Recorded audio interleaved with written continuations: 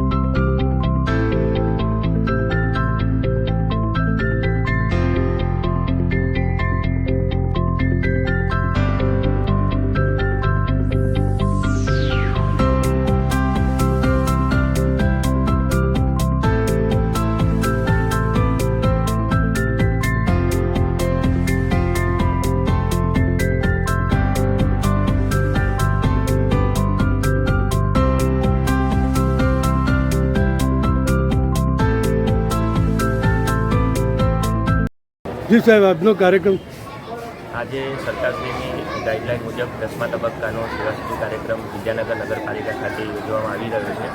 એમાં આજે તમામ ડિપાર્ટમેન્ટ અત્રે હાજર છે। અહીંયા ખૂબ મોટી સંખ્યામાં લાભાર્થીઓ હાજર છે।